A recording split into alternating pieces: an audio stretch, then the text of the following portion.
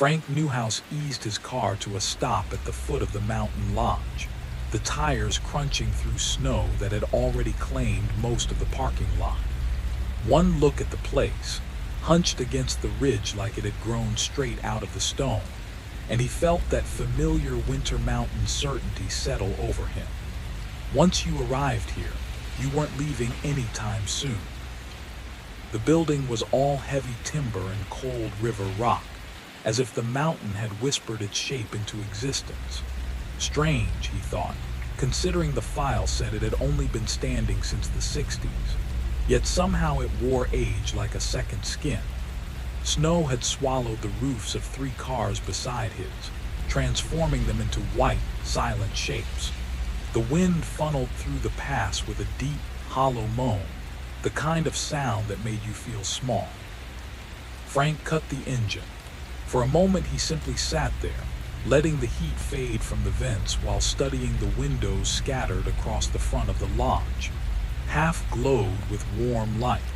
The rest stared back at him like empty eyes. Room 240. That's where they found Lawrence Crane at exactly 3:33 a.m. The medical examiner's notes had been blunt, but the photographs spoke louder. Severe trauma to the skull, words that didn't come close to describing the ruin he'd seen. Frank had handled horrors before, nearly 2 decades worth, but something about this one had clung to him on the long drive up the mountain. Maybe it was the odd, wing-like smear of blood on the floor. Maybe it was the way Crane's eyes remained fixed open, as if they'd witnessed something that refused to be put into words. A thin woman answered the door before he could knock twice. Her name was Whifford Cull, unusual, but it suited the sharpness of her expression. She carried the weary annoyance of someone who believed life had taken more from her than it had given. "You're the detective," she said flatly, not bothering to mask her disapproval. "Frank Newhouse," he replied. "I'm here for the investigation, Crane's room." "I locked it the moment we found him," she said. "No one has been inside since. The other guests, well, they're uneasy." "How many?" "5, and you make 6, though you're hardly a guest. You're here for something else entirely." There was judgment in her tone, but Frank let it slide. He followed her inside, his instincts cataloging everything in smooth, silent motions. A massive elk head loomed over the stone fireplace, flames flickering in its glassy eyes. A grandfather clock sat against the far wall, ticking away at a time somehow wrong. Its hands pointed to 4:47, though his watch insisted it was only 2:50. He drifted past the front desk, where an old guest book lay open. The pages had yellowed, edges warped as if they'd weathered floods or decades. The whole place felt overly decorated, like someone had tried too hard to craft the perfect mountain retreat and ended up creating something that looked staged, off. And somewhere above them, behind one of those dark windows, waited the room where a man's final second had been carved into stone. The lodge leaned hard into its own identity, thick wooden beams overhead, wrought iron hammered into every light fixture, the kind of styling that tried a little too earnestly to convince you this place was authentic. Frank had seen 100 mountain retreats dressed the same way. This one felt different. This one felt like it was pretending. "I'll need to talk to the guests," Frank said quietly. Whifford offered a smile that didn't involve her eyes. "They're waiting for you." Waiting for him. The phrasing snagged in his mind like a nail on fabric. How could they be waiting for someone they'd never met? He opened his mouth to ask, but she was already guiding him up the staircase, her steps quick, her silence heavier than the cold air. The hallway on the second floor stretched much farther than the exterior of the building should have allowed. Frank slowed his stride, feeling an unease curl low in his stomach. The wallpaper didn't help, roses the color of dried blood, vines curling in patterns that seemed to slide just at the edge of his vision. Whenever he turned to look directly, everything froze, perfectly still, as if it had never moved at all. "Here we are." Whifford held up a key that looked like it belonged to a different century altogether, iron, scratched, worn smooth at the edges. "Room 240. I'll leave you to your work. Dinner's at 6, though something tells me you won't have much appetite." She vanished up the hall, her footsteps oddly muffled, as if the floor itself swallowed the sound. Frank was alone. He stared at the door to 240, the key sweating cold in his palm. The feeling that crept over him wasn't panic, he'd long trained that out. No, this was the sensation of standing too close to a cliff edge, where one strong gust could decide your fate. He breathed once, slid the key in, and turned. The door opened with a whisper. The room inside was colder than the hall, despite the radiator sputtering in protest under the window. The bed had been stripped down to its bare mattress, mottled with age and worse.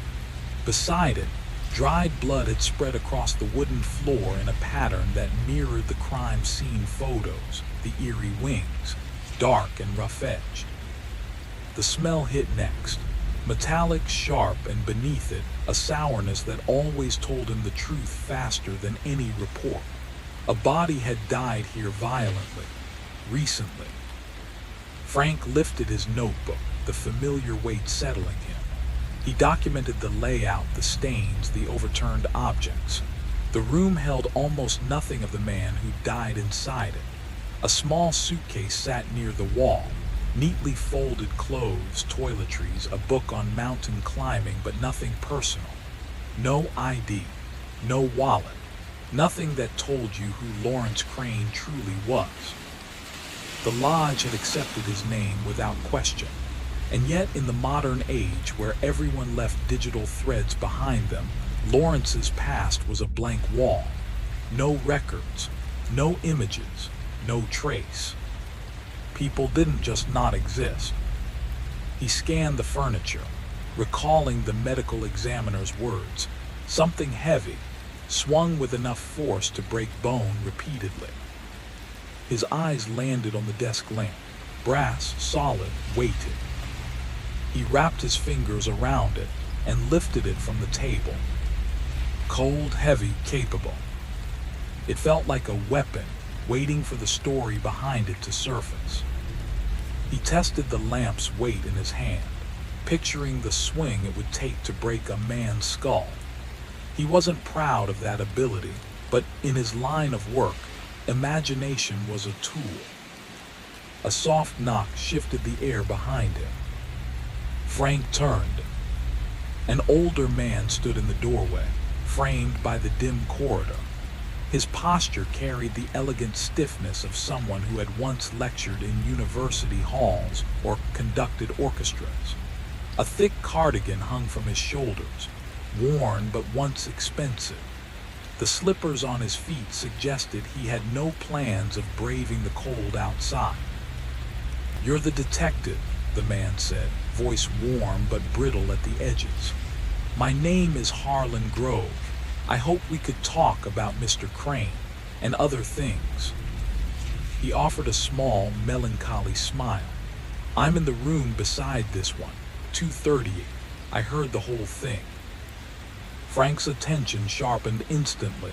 "Everything." Harlan nodded, the movement slow, almost reluctant. "The arguing, the struggle, it wasn't brief. I should have called for help, I know that." His gaze dropped to the floor. "But I was frightened. Imagine that, an old man afraid of noises in the dark." "Tell me exactly what you heard," Frank said. "Voices at first, Crane and someone else. I couldn't make out the words, just the tone, sharp, angry." He took a shaky breath. "Then nothing for a moment. That silence was worse than the fight. And after that, the violence," he swallowed. "You don't need me to describe it. You've seen the room."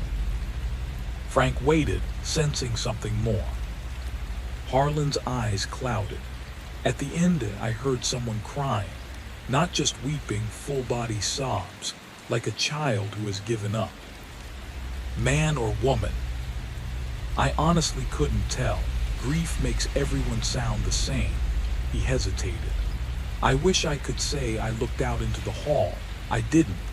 I sat on my bed until dawn, telling myself it was a nightmare. I knew it was. What time did all of this happen?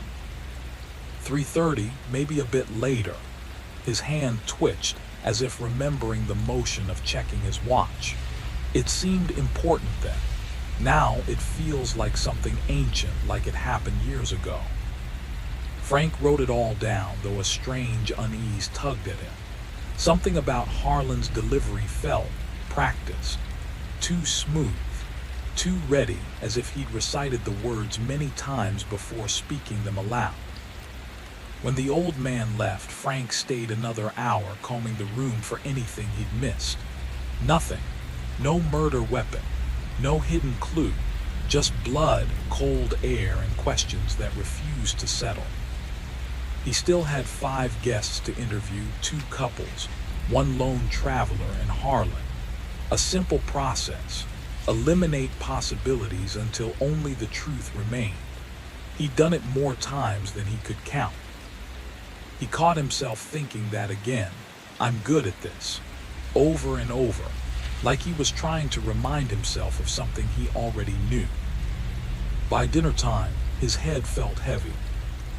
The dining room was wide but strangely oppressive, as though the ceiling pressed downward and the walls pushed inward.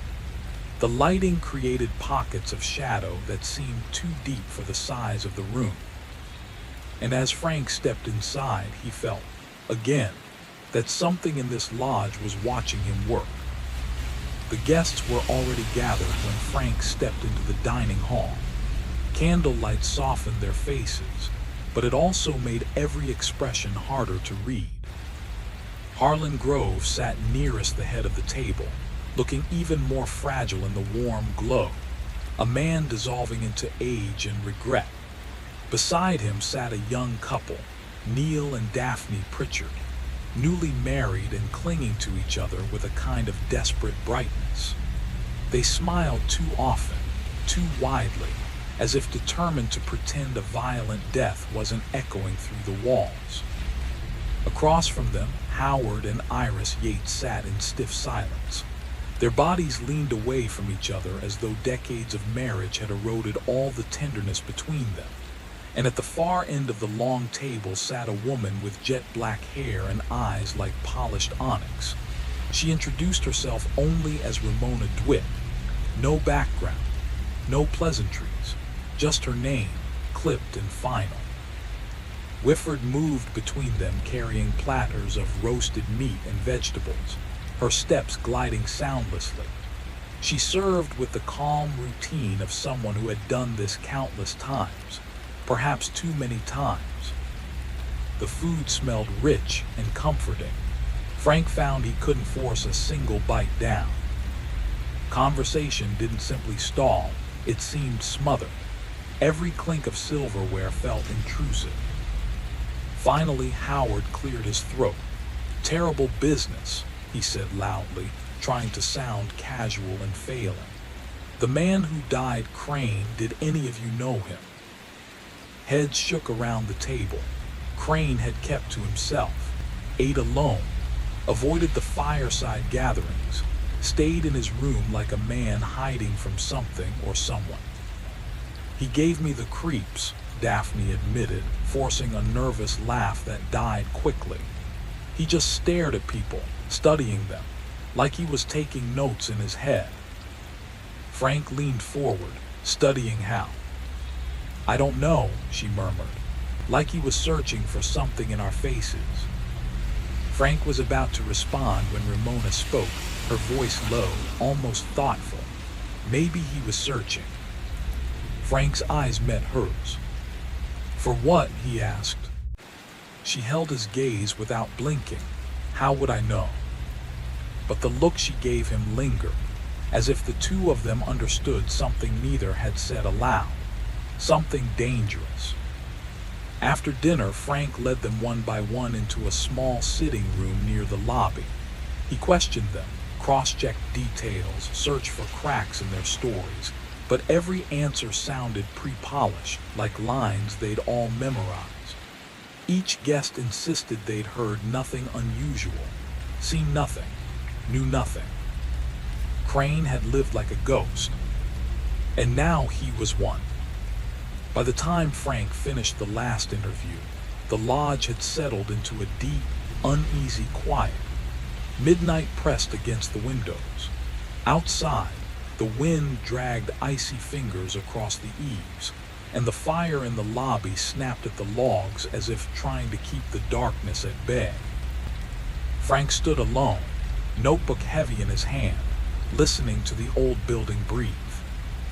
And somewhere inside that silence, he felt the unmistakable sensation that he was being watched.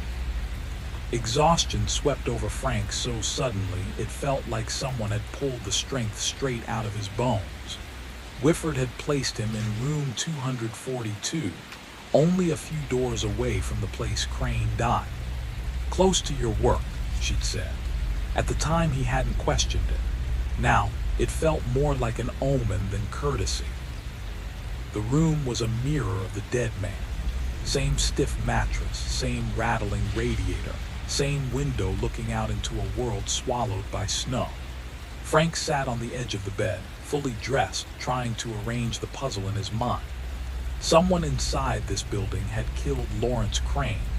Statistically, killers knew their victims, but every guest claimed Crane was a stranger. The weapon was missing, which meant it hadn't been thrown into the storm. It was somewhere nearby, waiting.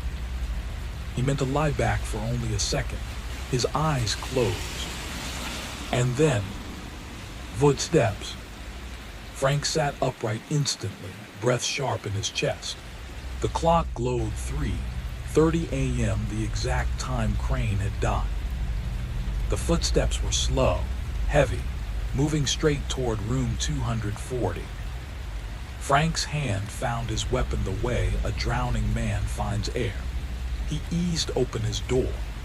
The corridor was bathed in the faint green glow of emergency lights, turning everything sickly and unreal. A figure stood at Crane's door. Not walking, not waiting, hovering as if unsure how to exist. Frank couldn't see a face clearly, just the outline of a person bending over the lock. Whoever it was, they weren't supposed to be here. And in his gut, Frank felt the truth twist hard. This was the one who had come back. "Don't move," Frank said steadily. The figure lifted its head, and Frank's breath froze. The face was wrong, not disfigured and misremembered, like a child's sketch of a human face brought horribly to life.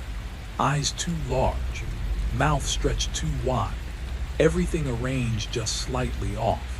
And behind that warped expression was something worse than malice. A bottomless sorrow. "You shouldn't be here," it said. And the voice, it was his mother's voice. His mother, dead and buried 15 years.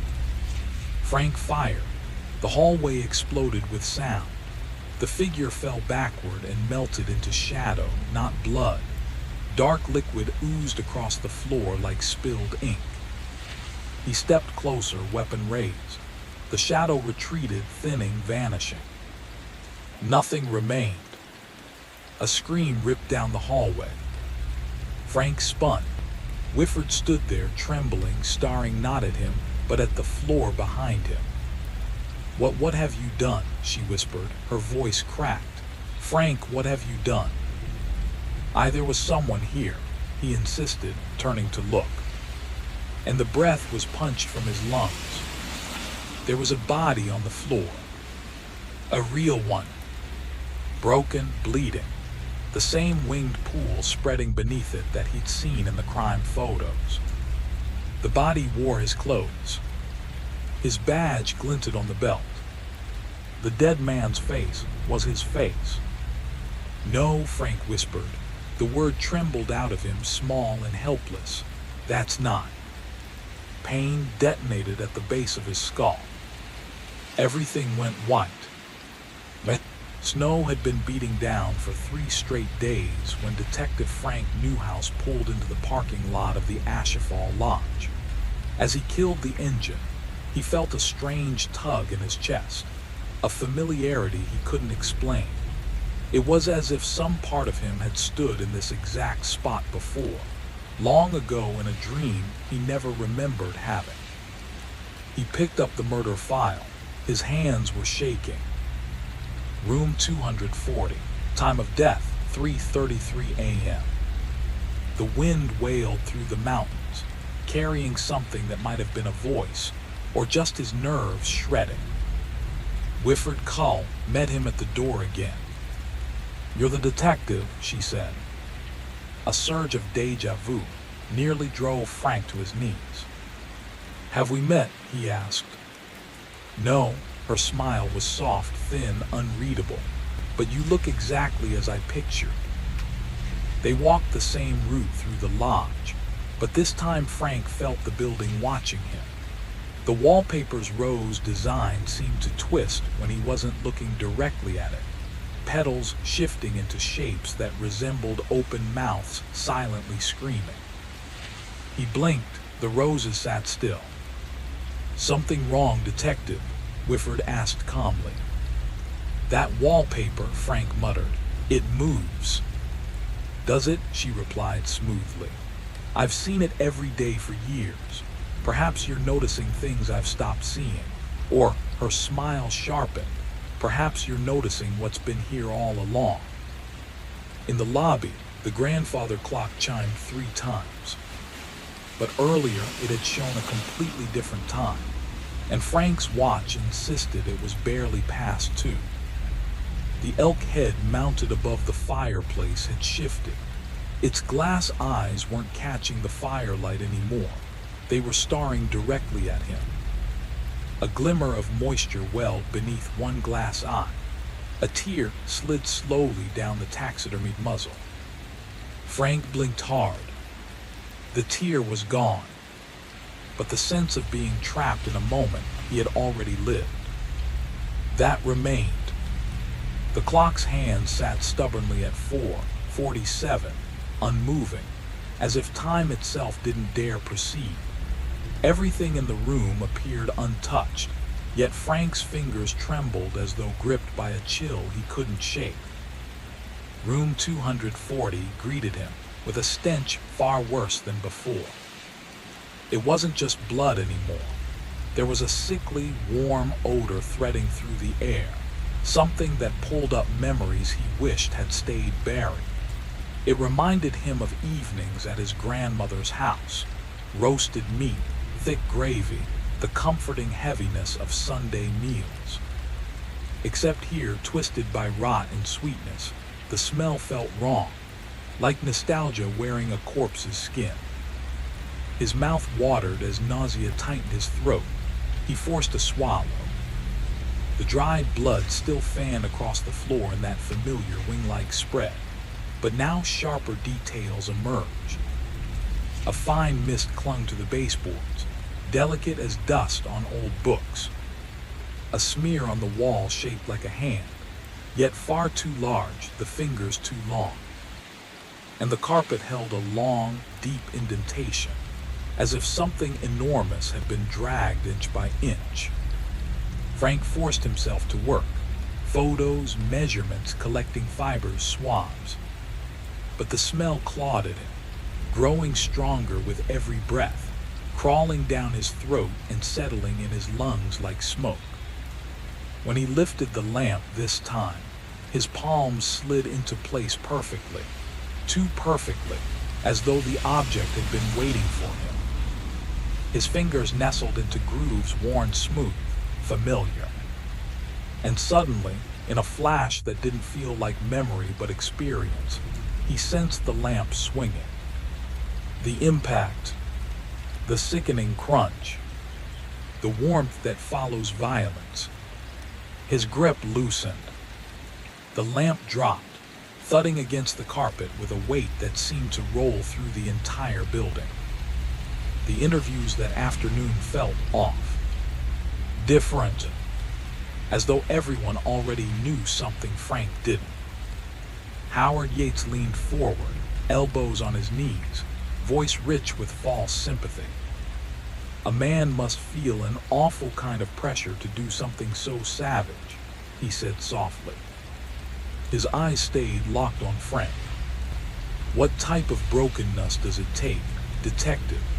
What kind of crack forms inside a person before they can lash out like that? Frank wrote something, anything, just to avoid that stare. His hands tremored so badly the pen scratched crooked lines.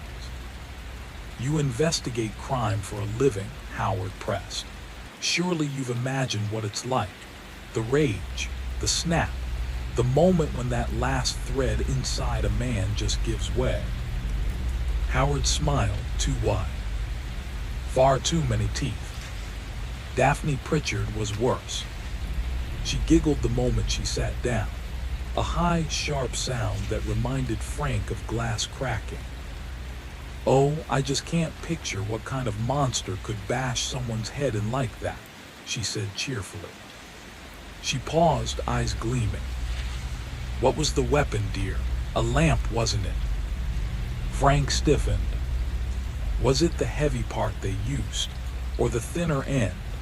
I suppose it depends on how many times you hit someone before the skull finally splits open. Mrs. Pritchard, I'm only trying to understand, she said sweetly. You're the detective.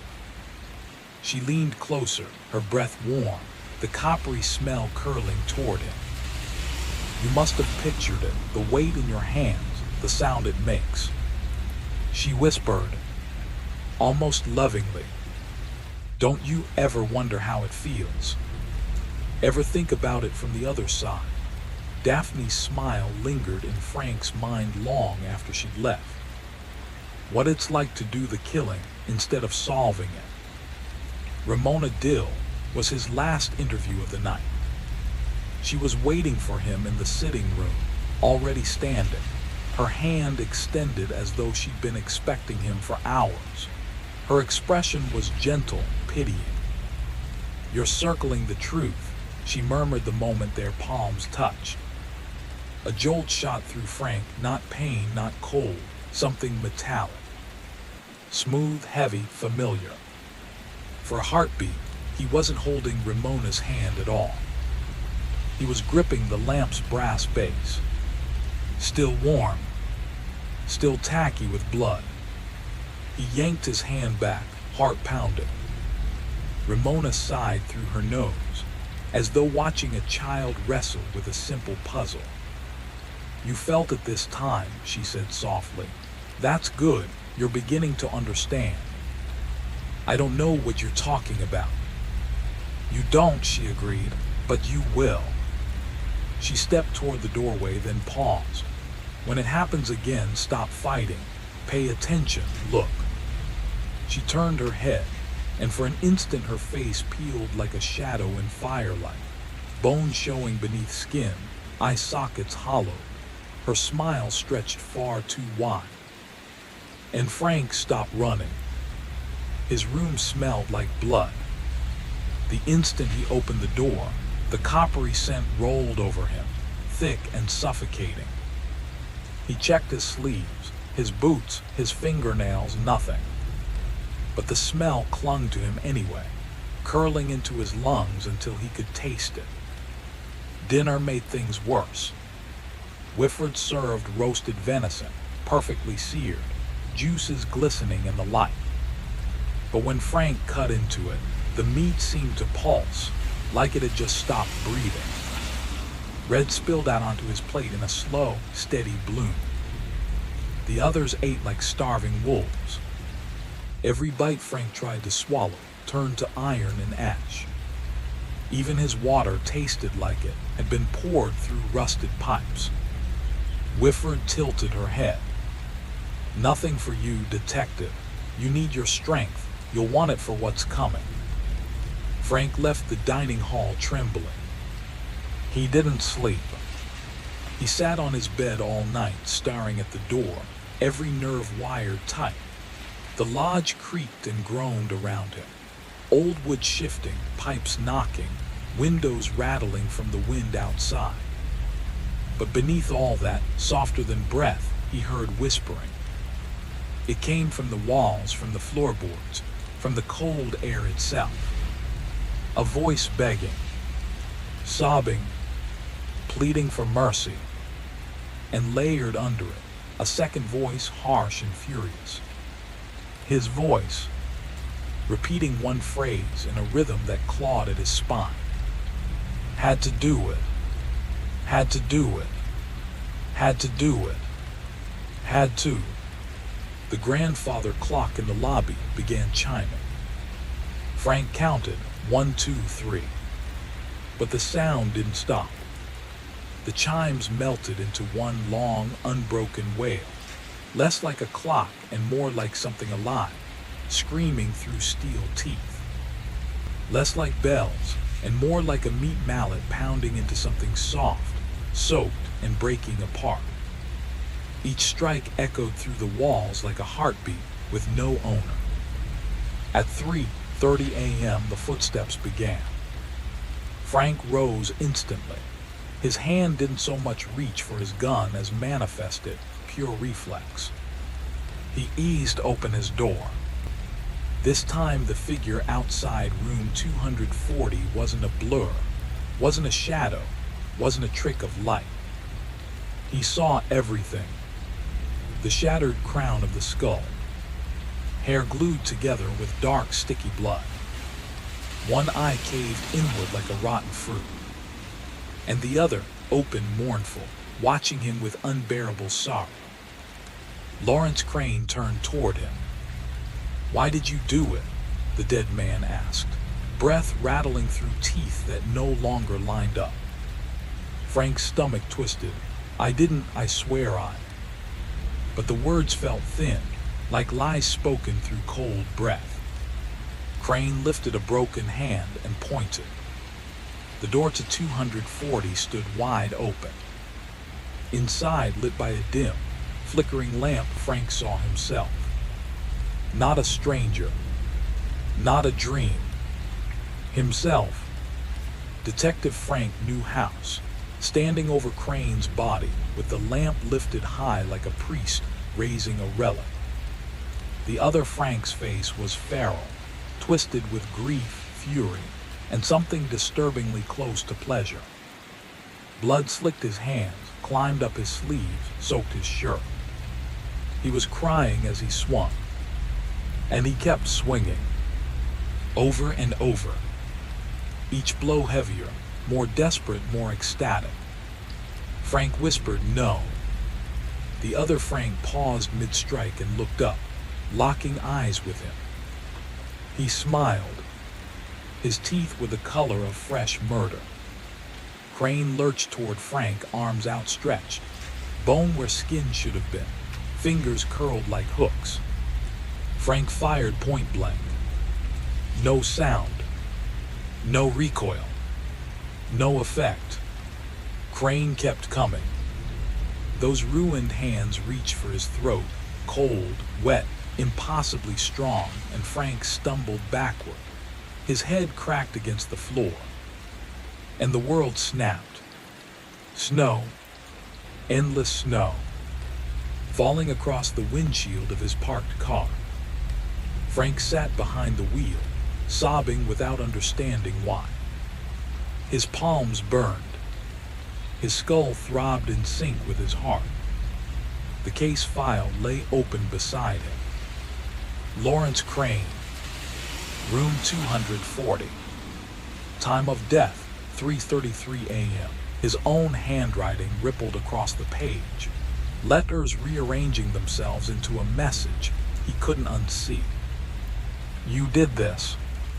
You did this. You did this. Ashifal Lodge rose before him. This time the windows weren't dark, they were empty, hollow, as if the building had gouged its own eyes out. The wood leaned toward him like a starving animal, waiting for him to step inside. Whifford Cull greeted him again at the door. "You're back," she said gently, not mocking, almost motherly. "You know that, don't you?" Frank swallowed. "Know what?" "That we all know you," she murmured. "All of us. We've been here with you for longer than you've been willing to admit." She led him into the lobby, to the guest register. She opened it. Every page, front to back, was filled with his name. Frank Newhouse. Frank Newhouse. Frank Newhouse. Line after line. Page after page. Thousands of entries stretching back farther than any calendar could track. The ink shifted colors as he stared. Blue, black, red, something darker. "How many times?" Frank asked, his voice barely a breath. Whifford closed the book softly. "Does counting help?" she said. "One time would have been enough, but here we are." She smiled gently. "And here you are." "You always return," Whifford murmured, almost sorrowfully. "You circle this place like a moth around a flame, investigating, doubting, insisting the puzzle has an answer." Her smile trembled with pity. "But time doesn't behave here the way you believe it does." The hallway no longer pretended to be normal. The wallpaper's roses had shed any disguise. There were no petals now, only faces. Human faces. Twisted mouths gaping in endless, soundless screams. Eyes that bulged with accusation. As Frank passed one face, a woman's face he almost recognized, formed words he couldn't hear but felt like blows to the chest. "How could you, how could you, how could you?" In the lobby, the mounted elk head followed him. Its eyes, once dull glass, were fountains of blood now. Thick red tears dripped steadily onto the mantel, each drop landing with a slow, deliberate rhythm. Tick, tick, tick. Like a clock keeping time in a house where time was broken. At dinner, the guests dropped their masks. They watched him openly, their features warping with every flicker of firelight. One moment human, the next nothing but exposed muscle, empty eye sockets, jaws that seemed carved open by force rather than born that way. Harlan Grove no longer resembled a man. His skin hung thin over bone, and when he smiled, it peeled back to reveal a jaw lined with broken, half-rotted teeth. "You can't outrun what you've done," he rasped, though a chorus of other voices echoed beneath his like a choir of the damned. "You can't reason your way out of your own hands." Neil and Daphne Pritchard clutched each other tightly, too tightly. Their fingers dug so deep blood oozed between them, dripping onto the tablecloth. "You make us live it over and over," they said in perfect unison, their heads tilting together as though held by the same hinge. "Every time you arrive, we die again. You trap us here with your forgetting." Howard and Iris Yates looked at him with pure disgust, their eyes sinking deeper into their skulls, as if retreating from the sight of him. "Coward," they breathed together. "Killer fool." Only Ramona DeWitt regarded him with something softer, though even her compassion looked exhausted, as if stretched thin over centuries. "You can end this," she whispered, "all of it." Frank swallowed. "Tell me how." "Remember." She leaned forward, and her voice dropped to a weary murmur. "Not the version you've polished, not the lie you wrap around yourself like a badge. Remember who you were when you opened the door to room 243 nights ago, with rage already blooming inside you, with madness already whispering what you wanted to hear." Frank looked down. The food on his plate had changed. No longer meat, no longer vegetables, but something alive, pulsing faintly, seeping dark fluids that smelled like rot and old death. The others devoured their plates with animal hunger, jaws stretching too wide, throats bulging obscenely as they swallowed chunks of flesh he couldn't name. The room spun. The air tasted like blood. Frank shoved his chair back, so hard it toppled and clattered across the floor. I have to see the room again. None of the guests tried to stop him. They simply watched him rise, their faces no longer belonging to any world that had rules or mercy. Hunger flickered across some, loathing across others, and yet beneath it all, a sense of inevitability, an old truth waiting to be acknowledged. And Frank walked toward room 240, feeling every step like a memory he had tried too long to bury. The fury inside him had burned so long it had hollowed itself out, leaving only a numb, eerie calm. The corridor leading to room 240 seemed to stretch into forever, swelling and pulsing like something alive. The wallpaper throbbed with dark streaks that looked disturbingly like veins, and the painted flowers along the walls dripped red as though they were crying. Every step sank slightly into the floor, soft and warm, as if the entire lodge had turned into living tissue. Voices followed him, layered, overlapping, rising in a storm. Crane begging, his mother scolding, his ex-wife spitting out her disappointment, and beneath it all, his own voice whispering a catalog of sins he had tried so hard to forget. Room 240 waited with the door pulled wide open. Inside, the glow didn't come from any lamp. It radiated from the blood itself, fresh, wet, shimmering like liquid fire. And this time the stains weren't formless wings. They were sentences. They stretched across the carpet, crawled up the walls, curved across the ceiling. Remember who you are. Remember what you did. Remember. Frank lowered himself to the floor, laid a trembling fingertip to the blood. It was warm, warm in a way that felt horribly familiar. Then the past broke open. Not in a flash, not in a single violent jolt, more like the world had punched a hole in a dam holding back years of secrets. Memories poured through him, drowning him in their weight. It began with the forgetfulness. A file misplaced, a meeting missed, a moment of blankness he blamed on being tired. But the cracks spread. Larger gaps, lost hours, waking in places he didn't remember traveling to. And Carolyn, sweet, steady Carolyn, trying to hide her fear behind patience. "You're slipping away from yourself," she'd whispered once, voice trembling. "Please get help." Even the department's evaluator had stopped pretending to be gentle. He talked to Frank like he was disarming a bomb, careful, detached, clinical. Whatever the words were, the meaning had been simple. Something is wrong with you, badly wrong, and you're dangerous. But Frank had shut all of them out. He wasn't broken. He wasn't losing his grip. He was a detective, sharp, reliable, meticulous. And the case everyone was whispering about, the one involving Lawrence Crane, was going to be his redemption.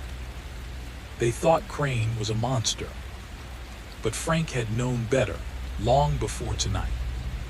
Crane wasn't a killer. He was the one man who'd seen the truth. A therapist who talked to someone Frank barely remembered hurting. A witness who could unravel everything Frank had buried. A man who had to be stopped before he exposed what Frank was becoming. The drive to the lodge came back in perfect, brutal clarity. The rage had hit him like a fever. No reason, no trigger, just a wave of violent certainty. His hands white on the steering wheel, his breath coming in sharp animal bursts. And somewhere deep inside, a terrified voice begging him to turn around before he ruined everything. He hadn't listened. He'd arrived under a fake name. He'd smiled, lied, flashed his badge, obtained the master key without anyone questioning him for a second. Then he'd waited for the hour when darkness felt the thickest.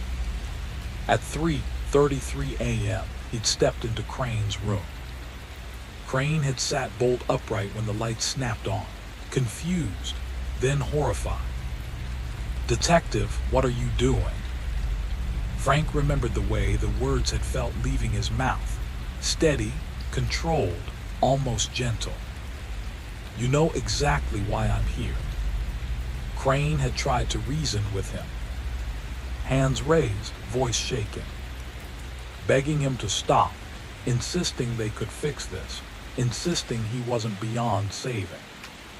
But reason never stood a chance against whatever had taken root in Frank's mind. The lamp had been cold and heavy in his grip. The first strike had been clumsy. Crane had tried to move, stumbled, almost escaped the blow. The sound that followed still echoed in Frank's bones, a wet, cracking thud that froze him and thrilled him at the same time. Crane's body had gone still after a few hits. Frank's hands hadn't. He'd swung again and again, long after it made sense, long after the man beneath him was gone. The rage had felt endless, and under that rage, something far crueler had stared back at him. The horrible awareness that he knew exactly what he was doing, every second of it, and still could not stop. The lamp finally dropped from his trembling hands, clattering against the floor with a hollow, accusing sound. The room was a storm of crimson, walls streaked, floor painted in grotesque wings. For a moment, Frank imagined them as angelic, the soul of Crane attempting to lift from the room, but the illusion shattered instantly. He stood frozen, staring at the ruin of a man he had known, a life erased under his own hands. The fury that had driven him now dissolved into pure, unrelenting horror. He had killed an innocent life, cold-blooded, deliberate, irredeemable. And as the realization sank in, the sobs came. Not loud, not controlled, but jagged, raw, tearing through him like shattered glass. Through the thin walls, Harlan Grove's distant voice, fragmented in memory, echoed. He had known. Frank had heard it all then, the anguish, the self-loathing, the unbearable grief. He cried like a child whose illusions had been stripped away, whose mind could no longer shield him from the magnitude of his sin. Mechanically, he cleaned Crane's bathroom, water swirling red down the drain, a futile attempt at washing away what could never be undone. He carried the lamp back to his room, sat on the edge of the bed, and stared at the weapon at his side. The service pistol was heavy, familiar, promising clarity. For the first time in his spiral into madness, his mind was sharply lucid. He could not face what he had become.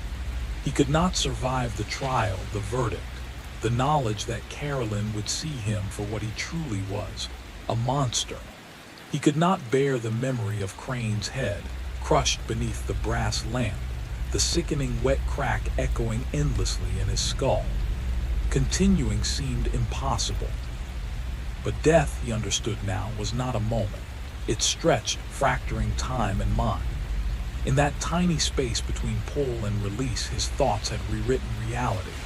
He was no longer the murderer, he was the detective, the witness, the observer. He had built an entire lodge filled with ghostly guests, each a fragment of his guilt, none able to speak the truth. Here he could chase the killer forever, investigate endlessly, avoid the unbearable fact that he was the crime itself. Room 240 seemed to breathe around him, the blood swirling in massive letters, spelling his confession in crimson testimony. Kneeling there, shaking and exhausted, he finally spoke aloud, voice cracking, raw, human. "I killed him. I killed Lawrence Crane. I murdered him while he slept, beat him with a lamp, I did this." The room answered only with silence, the weight of truth pressing down like the cold mountain air outside.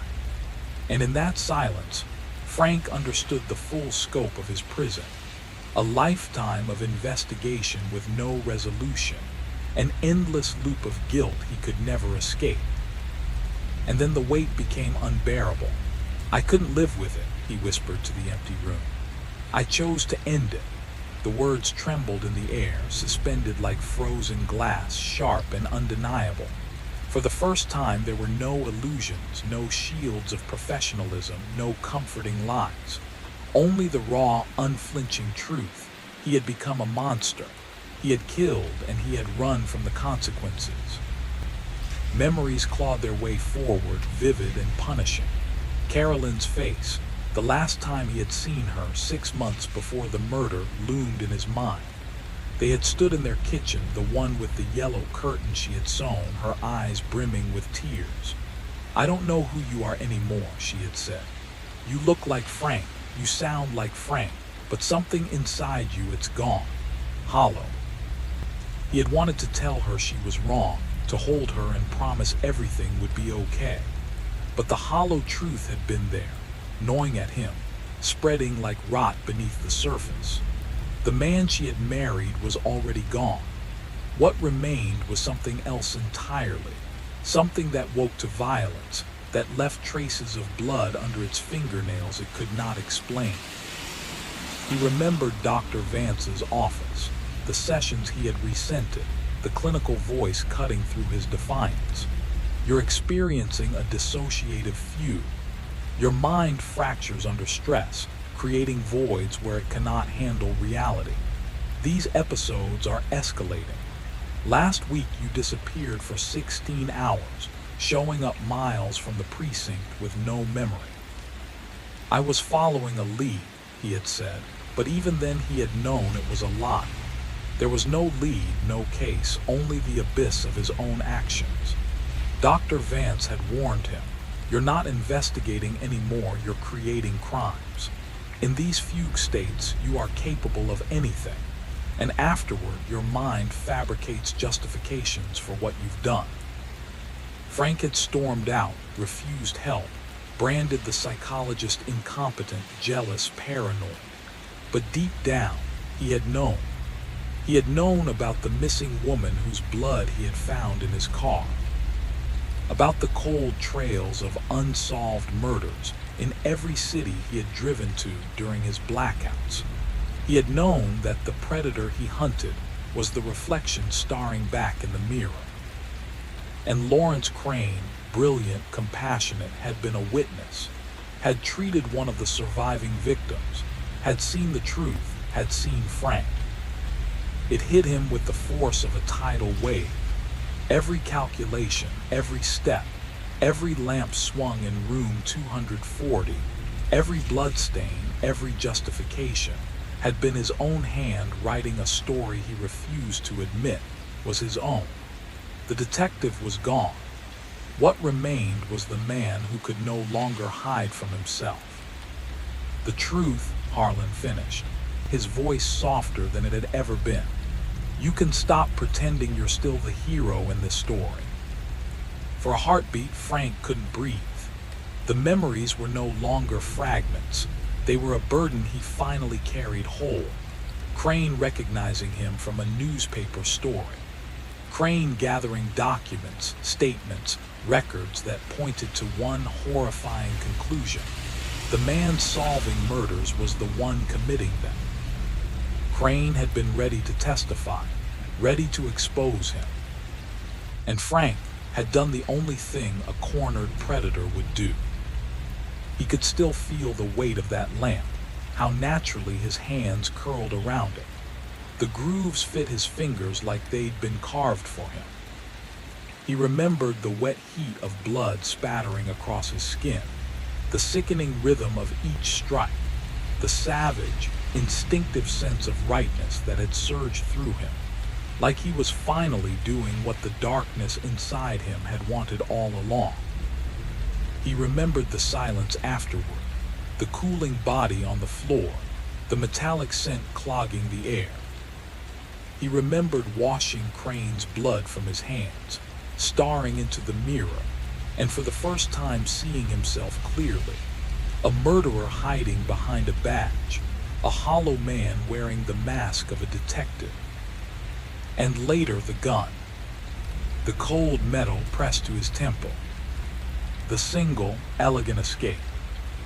He remembered thinking of Carolyn, hoping she would remember the good years, praying she could forgive the man she once loved, terrified she never would. He remembered whispering, "I'm sorry." He remembered begging for the darkness to come quickly. And then, he opened his eyes. He was back in room 240, kneeling on the sticky, dried bloodstains. The words that had once screamed from the walls were gone. No commands, no accusations, just silence. The guests, those impossible echoes of his conscience, filled the doorway. Their warped faces flickered like candlelight, but the hostility had drained from them. They looked worn out, resigned, like a jury that had been waiting years for a confession.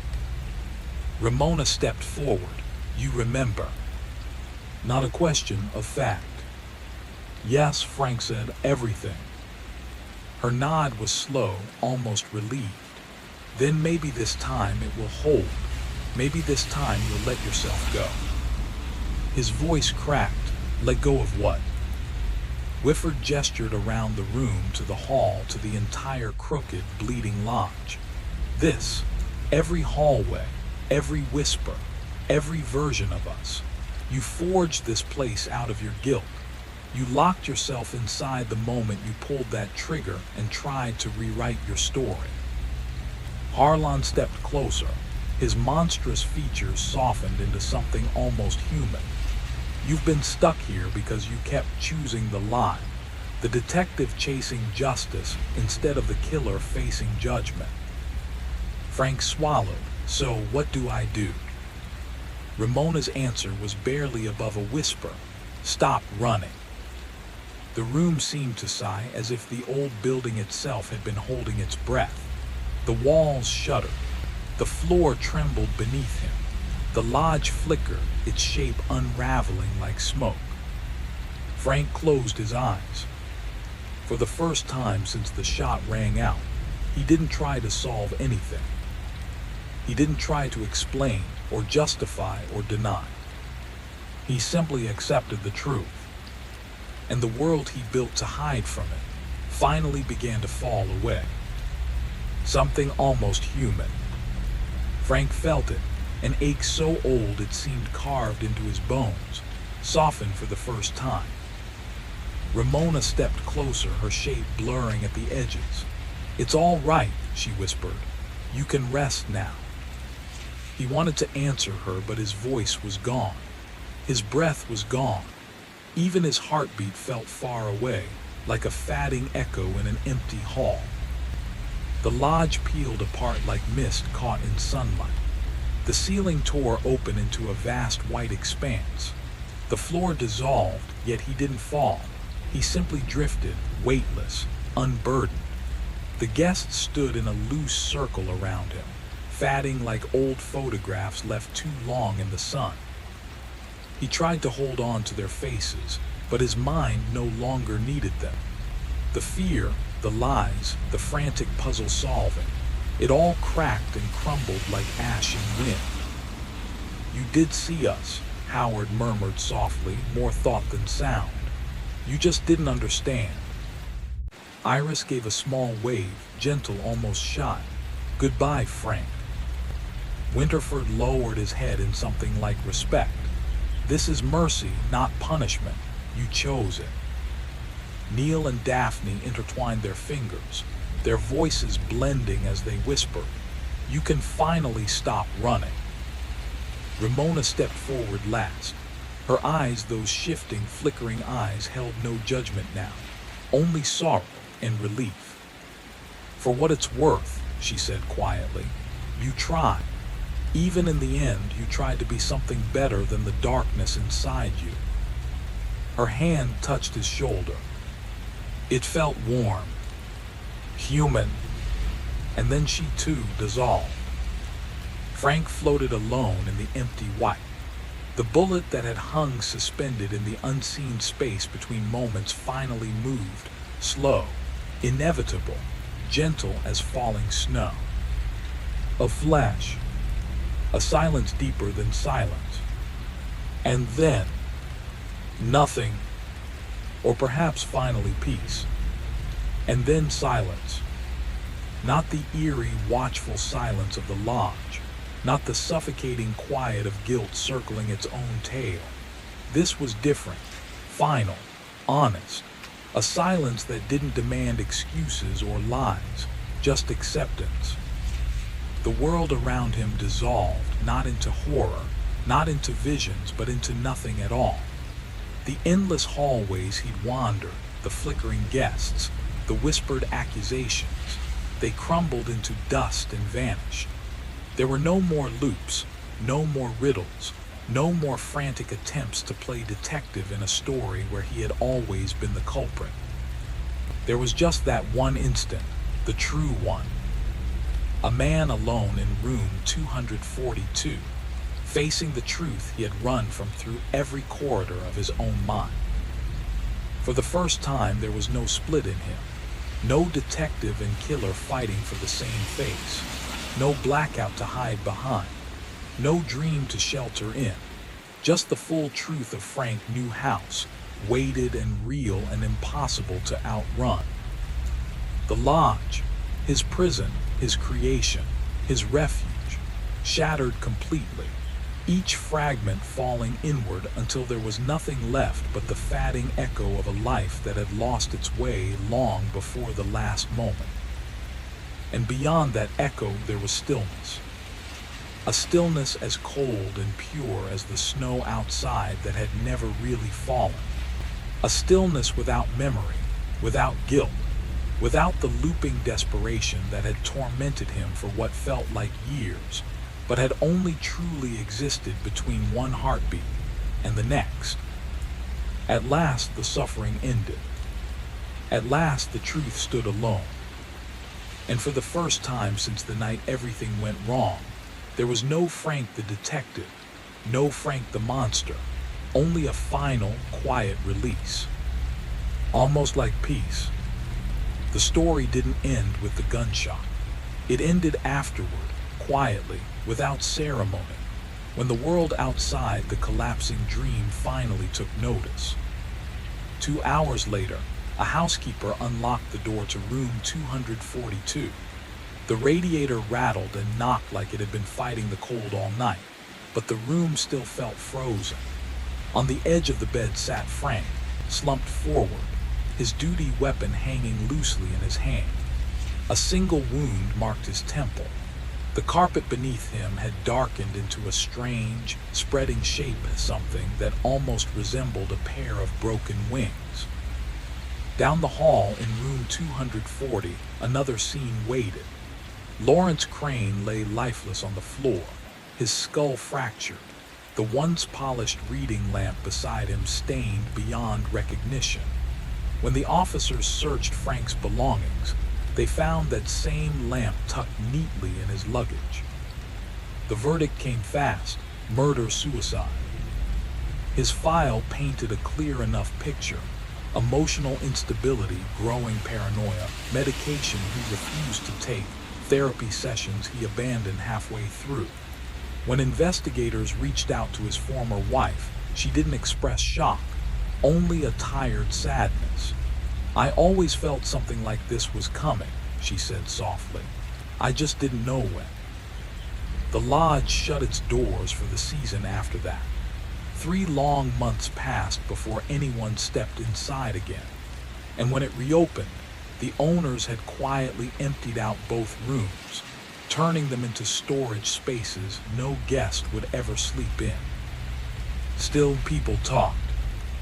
Visitors sometimes mentioned footsteps wandering the second floor after midnight, or murmured voices brushing past their ears, or a faint metallic scent drifting through empty hallways, their one moment gone the next.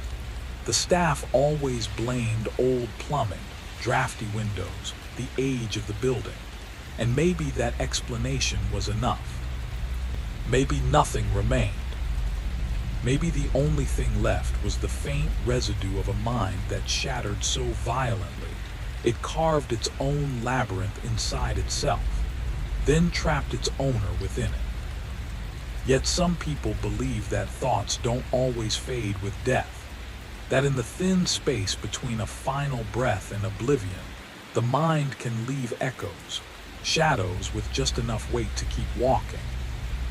And if that's true, somewhere in a place that doesn't appear on maps, a car door is opening.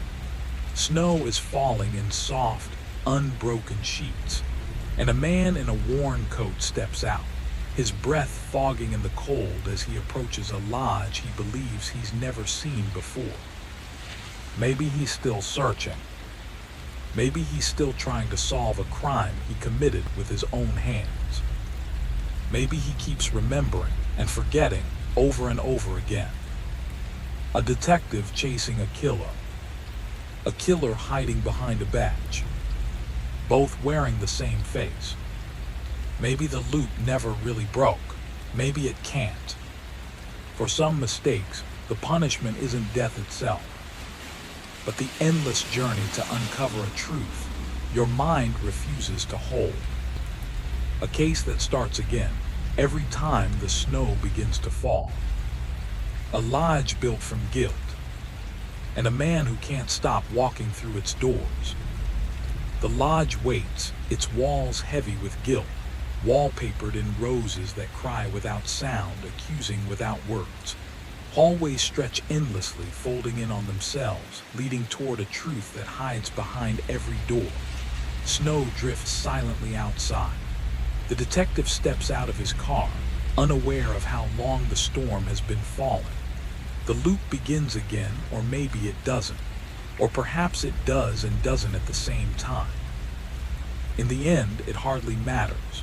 What matters is this: somewhere inside memory, inside shame, inside the relentless machinery of a mind devouring itself, Frank Newhouse still walks the halls of the Ashefall Lodge, still unlocking the doors, still standing over the scene of a crime only he can see, still striving to be the hero of a story where he is the villain.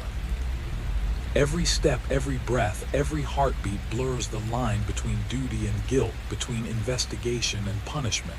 He arrives, he dies, he returns, he suffers, he is trapped, forever, always, and somewhere deep in that eternal snow, the lodge and the man endure. Amen. Story 2, Where the Living Go. Thea stood in the doorway of the kitchen, coffee cooling in her hands, and told herself for the 100th time that morning, the house wasn't the problem.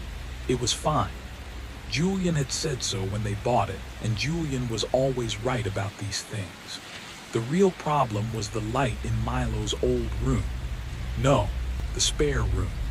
Shadows stretched across the floor and walls as if they had minds of their own, shifting when nothing was there to cast them. She had been standing there for 11 minutes, or maybe 2. Time had started to slip lately, elusive as wet soap. She often found herself somewhere, completely unaware of how she got there, or discovered hours had passed while she stood frozen at the sink, water running over her hands. Thea, Julian's voice came from behind her. She spun, coffee spilling slightly across her wrist. "Are you all right?" "Fine," she said, the word hollow, polished smooth by constant repetition. She thought she had heard something, but when pressed, there was nothing. The nothing was the problem. Julian moved past her toward the coffee maker. She caught his scent. Soap, something medicinal, antiseptic. He smelled like a hospital, and she pushed the thought away before it could cling. "Dr. Reeves called," Julian said, not meeting her eyes. "She wants to know if you're still taking your medication." Of course she lied. Of course she said yes. She had stopped 2 weeks ago. The pills dulled her, erased her edges, and she hadn't wanted to feel anything at all. Now she felt too much. Shadows that shouldn't move crept across the corners of the room, whispered in a language she almost recognized, a language that made her pulse quicken and her chest ache. The house was fine, perfectly fine. The problem wasn't the walls, the floors, or the quiet creaking that always seemed louder at night. The problem was that the house remembered. It remembered Milo, it remembered her, it remembered the times she couldn't. And sometimes when the sun struck the window at just the wrong angle, she swore she saw him there, just beyond the light, watching, waiting. She took a slow breath, forcing herself to look away from the shadows, to sip the coffee she hadn't touched in 10 minutes. Thea knew the truth. She wasn't alone.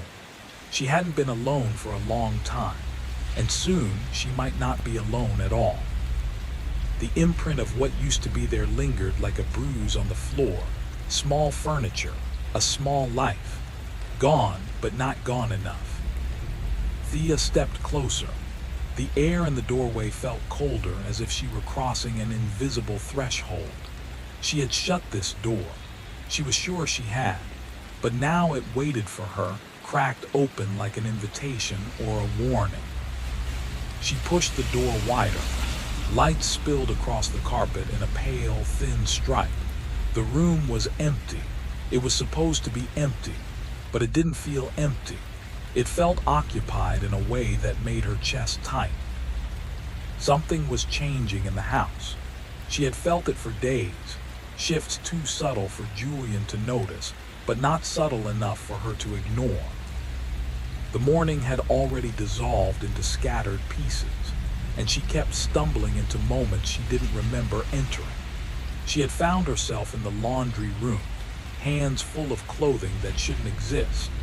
A tiny blue shirt, too small for any child she knew, rested in her palms like a memory she wasn't allowed to access. When she placed it in the washing machine and turned away for just a second, it vanished. In the living room, a throw pillow lay on the floor. She knew with absolute bone-deep certainty she'd arranged everything perfectly earlier. When she lifted the pillow, it radiated warmth, as if someone had been sitting there, as if someone had been waiting. Thea pressed it against her chest, trying to hold on to the thoughts that kept slipping between her fingers like sand. There was something she needed to remember, something vital, hovering at the edge of her understanding. But every time she reached for it, the idea dissolved. The house creaked, sighed, whispered, normal sounds except they didn't feel normal. They felt coordinated, as though the entire structure was speaking in a language she almost recognized. She stepped into the spare room. Milo's room. No, the spare room. The air shifted around her, brushing her skin like a breeze from a half-open window. But the window was shut. Thea took a slow breath, telling herself the same thing she had told herself for weeks. The house was fine. The house was good. The house wasn't the problem. Yet the shadows stretched differently every day. The light moved strangely every afternoon. Time slid backwards and forwards like a tide. Objects appeared where they shouldn't, disappeared where they once were. Something was happening in the house. Something that didn't want her medicated. Something that needed her awake. Thea stepped farther into the room, her heartbeat echoing in her ears. She wasn't alone. And part of her, some quiet, trembling part, had known that from the very beginning. Thea eased the door open with the kind of caution reserved for wounds that never healed. The room waited on the other side, empty, polished, harmless. That's what she told herself. But as she stepped inside, her breath faltered. The beige walls were too smooth, too quiet. Julian had repainted them. When? She couldn't remember. The old blue, the color Milo had begged for, was gone without a trace.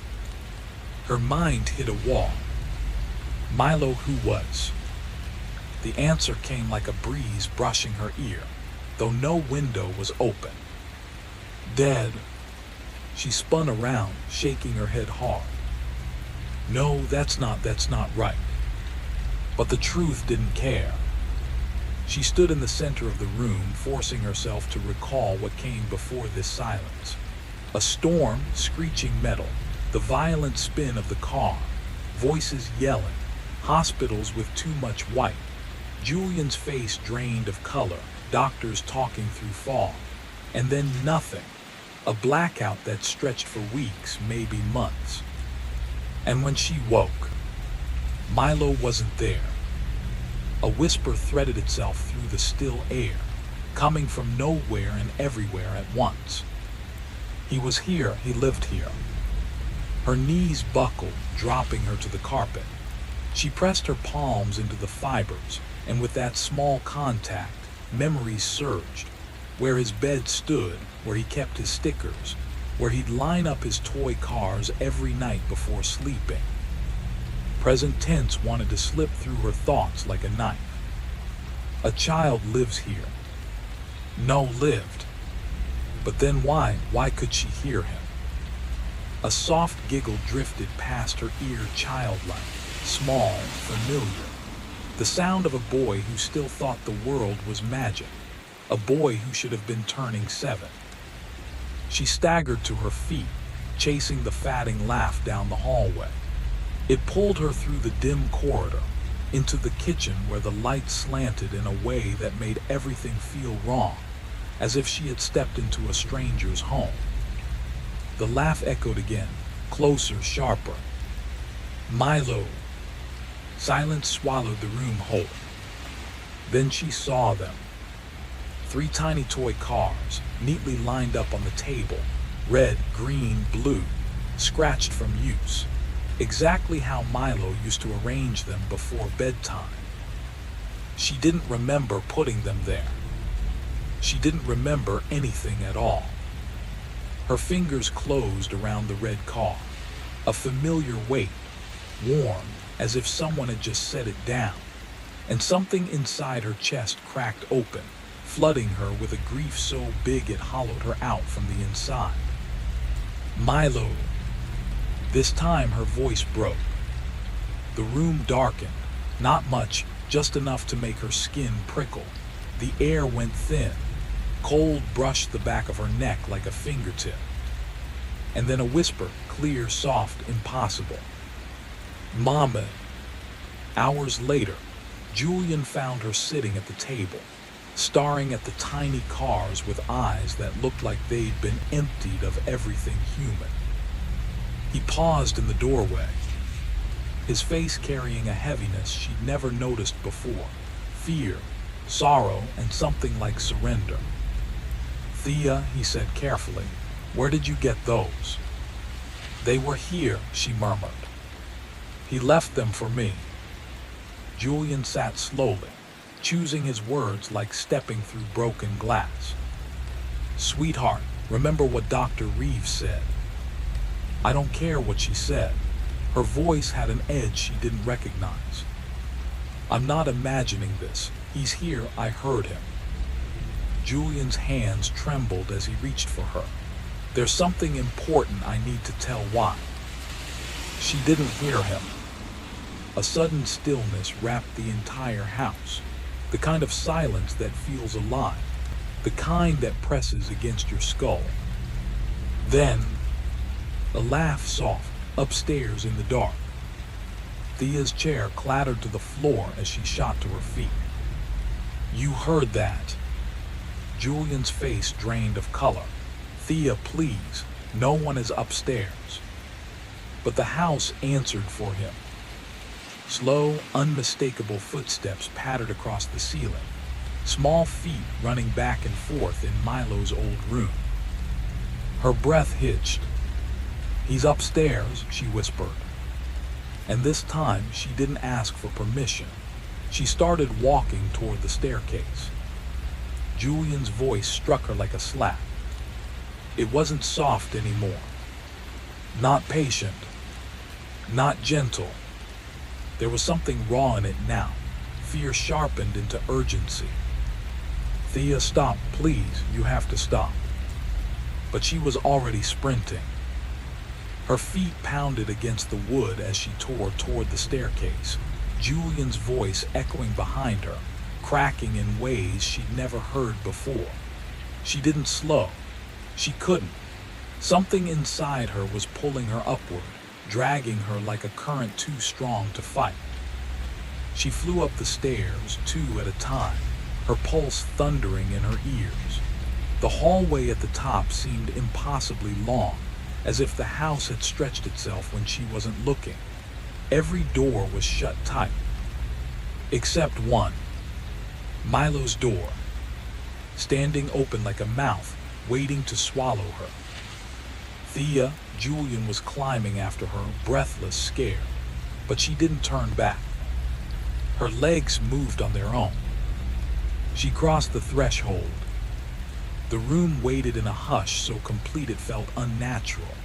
Sunlight slanted across the floor in tired, faded stripes.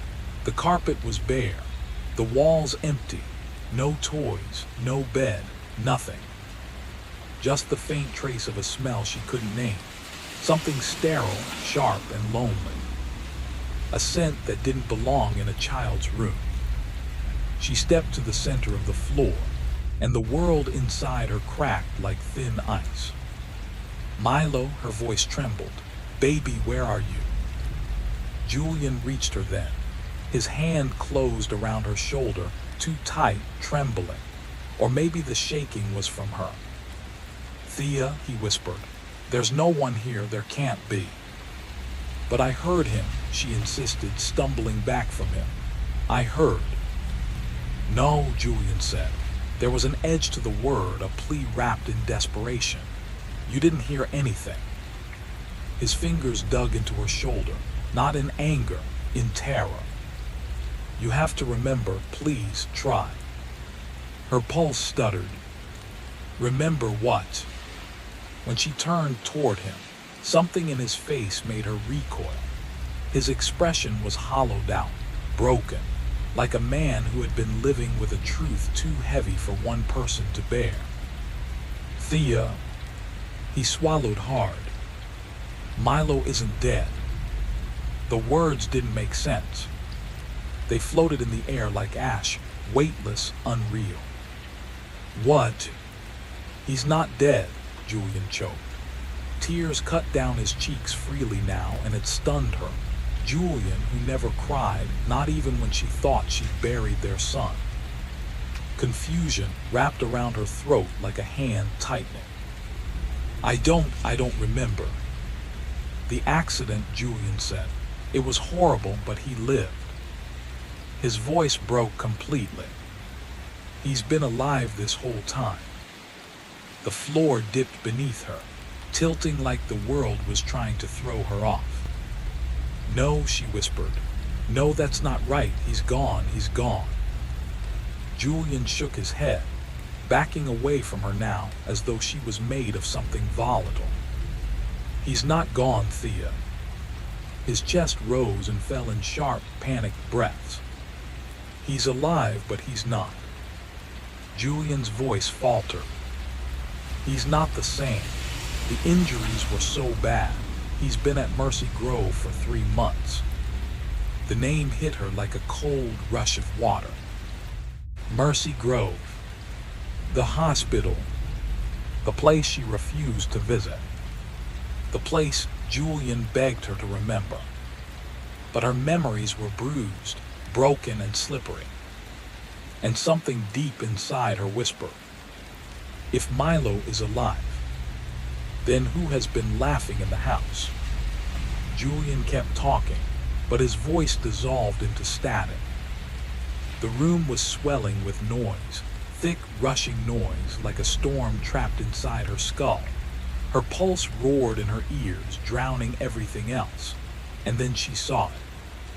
A shape, small, still, waiting in the darkest corner of the room.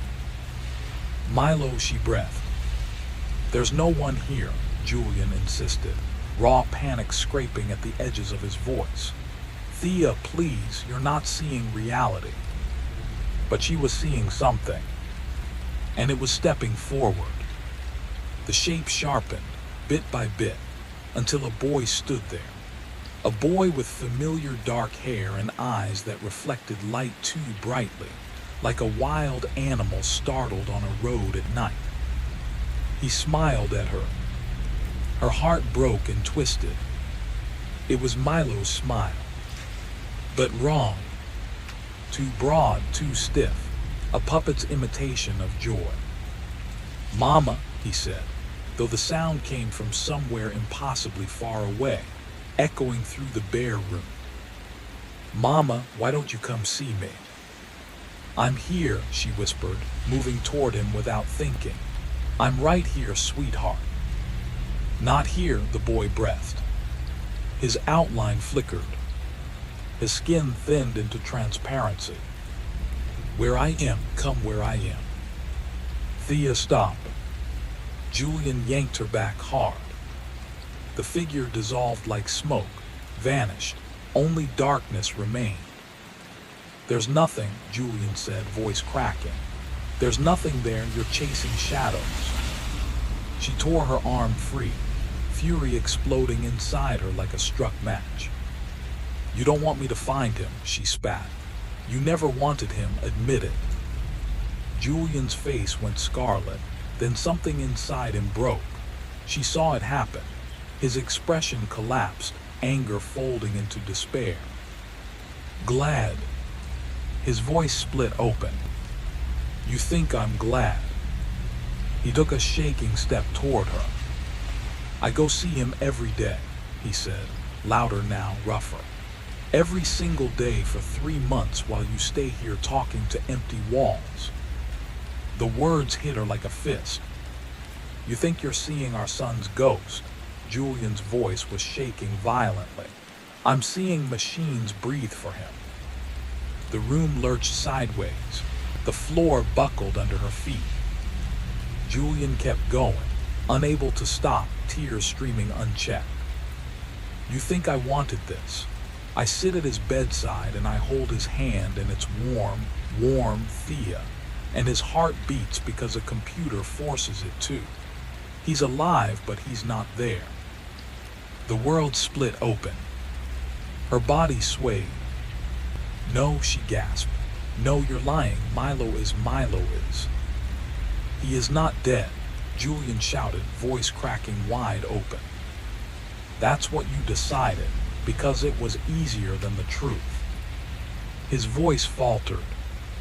"He's at Mercy Grove," he whispered. "Room 147. And he's alive, but the accident destroyed almost everything. He can't talk, he can't move, he can't even breathe without help." She stumbled back, clutching the wall like it was the only solid thing in the world. "I have to find him," she whispered. Then she ran. Down the hallway, down the stairs, toward the front door. Behind her, Julian followed, calling her name, but her mind was wrapped around one sound, one voice, threading through the house like a thin, trembling ribbon. "Mama." But now the voice sounded wrong, frantic, begging, hurting. She froze at the door. Julian caught up to her, gripping her arm again, desperate and trembling. "You can't just run in there," he said. "You need to prepare yourself. He's not the child you're hearing. He's not the boy you remember." For the first time, something in his voice broke through the fog clouding her mind. The fear, the love, the exhaustion. What do you mean?" she whispered. Julian's face crumpled. "The damage was too much," he said softly, like each word was a stone tied to his lungs. "His brain, there's barely anything left. He survived, but the part of him that laughed, that played, that called you mama." He swallowed hard. "That part is gone." A memory tore through her, violent and sudden. Rain streaking across glass. Her phone glowing in her hand. Milo's small voice from the back seat. Her turning just for a second. The swerve. Metal screaming. The world spinning. Silence. Her knees buckled. Oh God. The sound ripped out of her, raw and broken. Oh God, what have I done? It wasn't your fault, Julian said, reaching for her. The other driver was drunk. It wasn't your fault. But she saw it now. All of it. And the truth was worse than any haunting. Her boy wasn't dead. He was living in a machine's shadow, suffering because she lived. It was easier for you to believe he died, Julian whispered, because the truth was unbearable. The truth hit her like a tidal wave. She didn't choose a ghost over her son. She chose a memory. She froze in the doorway, the weight of the world pressing down, as if the house itself had leaned in to whisper its truth. Somewhere in a place her mind had tried to erase, her son lay motionless in a sterile bed, eyes open but seeing nothing, voice silenced forever. The small toys scattered around the room, the ones she'd placed herself during moments she couldn't recall, mocked her, reminders of the fiction her mind had desperately tried to hold together. I can't, she whispered, backing away, each step shaking under the gravity of the truth. I can't see him like that. I just can't. You have to, Julian's voice cut through, rigid with months of quiet endurance and unshed grief. You have to, Thea. He's our son. He's alive. And he needs to know we're here. Even if he can't respond, we have to be there, together. No, she murmured, but the word felt hollow, useless against the walls closing in, the house warping around her fractured thoughts. Her carefully built world, the delicate illusion she'd clung to, was crumbling. Beneath it all lay the raw, unbearable truth. This wasn't a ghost, not a haunting. It was a mother who couldn't face the consequences of her own choices. Out of the corner of her eye, she saw him again, Milo, but different now. Still, silent. His hollow eyes reached toward her, one small hand outstretched, a gesture that could have been a plea, a beckon, or a quiet goodbye. I'm sorry, she whispered, voice trembling, offering apology to the shadow that was only memory, guilt, and fragmented grief. Come with me, Julian said, hand extended. Let me take you to him, the real him. He's waiting. But Thea felt the crushing clarity. He wasn't waiting. The boy at Mercy Grove wasn't waiting for her. He was beyond waiting, beyond recognition, beyond everything that had once made him Milo. She had put him there, her phone in her hand, a single distracted moment behind the wheel, and shattered 3 lives in an instant. The choice stretched before her like a jagged cliff.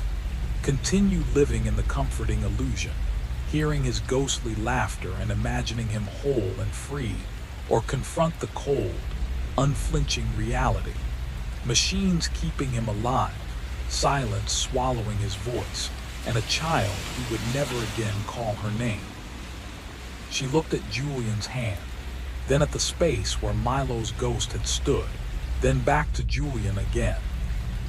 I can't, she said, but this time, her feet moved anyway, drawn forward by the relentless pull of truth, by the unavoidable weight of bearing witness to what she had done.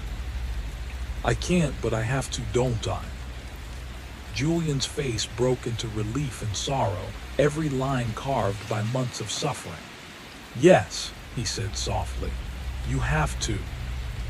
Her legs felt like lead, her chest heavy as stone, but step by step, she moved forward, toward the unbearable reality she had long denied, toward the boy who was still her son, even if only in memory and love. Thea followed him with steps that felt sharp and painful, as if the floor itself were made of shattered memories. Each breath cut through her chest as Julian guided her toward the doorway, toward the car, toward the truth she had buried so deeply it had started to rot. Behind them, the house fell still, no soft giggles echoing down the hall, No tiny footsteps she had convinced herself she'd heard. Just silence, the kind that exposes everything. Not a haunting of spirits, but a haunting of reality. A child gone in every way that mattered, yet cruelly still here. As they drove through the thickening dusk, Thea realized the most terrifying horrors aren't found in shadows or ghost stories. They live inside us. They take the shape of mistakes we can't undo, losses we can't escape, truths we aren't strong enough to face.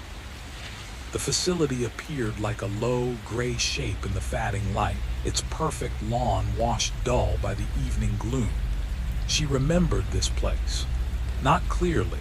Her mind had wrapped the memory in fog like a bandage, protecting her from what she'd seen. She had stood here before. She had broken here before. And then she had built an entire world of lies to avoid breaking again. Julian parked, turned off the engine, and for a moment they just sat, two people drowning quietly side by side. The engine clicked as it cooled. Streetlights buzzed to life. "Are you ready?" he asked. "No," she answered. "I never will be." "I know." Inside, the air smelled of disinfectant layered over something deeply human. Fear, sorrow, decay. A nurse looked up, offering the kind of smile meant to soften inevitabilities. "Mr. Castellanos," she said gently, "we weren't expecting you tonight." "I brought my wife." Julian's hand tightened around Thea's arm, keeping her from fleeing. "She's here to see Milo." The nurse's expression wavered. Pity, hesitation, maybe both. "Of course, one moment I'll..." "No," Julian cut in. His voice harder than she'd ever heard it. "She's his mother. We're going now." The nurse gave a small, resigned nod. Room 147. The walk down the hallway was a parade of quiet tragedies. Dim rooms where bodies lay suspended between existence and absence. Families whispering to loved ones who no longer heard them but could not be released. Thea tried to look away, but every doorway revealed a truth she wished she'd never learned. Love clings even when the person is already gone. At the end of the corridor, Julian paused at a door. "Whatever you see," he murmured, "remember he's still our child. Even if he doesn't look like the boy we knew, remember that." She wanted to say no, wanted to sprint out the nearest exit and never stop running, wanted to retreat into the comforting nightmare where Milo was gone, but whole, lost, but perfect. But the door was opening, and her feet were carrying her inside. And then she saw. The bed was too big for the tiny figure lying on it. Machines surrounded him, blinking and humming softly, their glow reflecting off wires and tubes that fed and breathed for him. His head was wrapped in stark white bandages. His face was slack, not resting, but vacant. His chest rose and fell with a mechanical rhythm that didn't belong to him. This was her son. This was all that remained. A sound tore out of her, half sob, half collapse, the kind of sound a person makes when something inside them caves in completely. Julian caught her as her legs buckled, lowering her into the chair at Milo's side. Her whole body shook, grief pouring out in raw, broken heaves. "I'm sorry," she gasped, voice trembling. "I'm so sorry, my baby." The boy in the bed didn't move, couldn't move. He existed in the strictest, coldest sense of the word, but nothing behind his closed eyes remained. Milo was alive, but the Milo she loved was gone. Now she understood why her mind had split itself in two, why imagining him gone entirely felt kinder than facing the truth. Death had dignity. Death had finality. This was neither. This was a punishment no parent was built to endure, a life held together by machines long after the person had faded. "He can't hear you," Julian whispered, voice thick and trembling. "The doctors say there's nothing left above the basics. He isn't there anymore, Thea." Her breath trembled. Then why keep him like this? It was the question he'd been swallowing for months. The question that had stolen his sleep, hollowed his eyes, and weighed on his soul every night by that bedside alone. "Because," he said, breaking, "I don't know how to let him go. As long as his heart is beating, I can pretend there's still a chance. But there is there."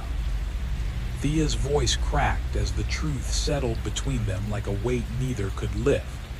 The hope she'd clung to, wild, fragile, desperate, finally slipped from her fingers.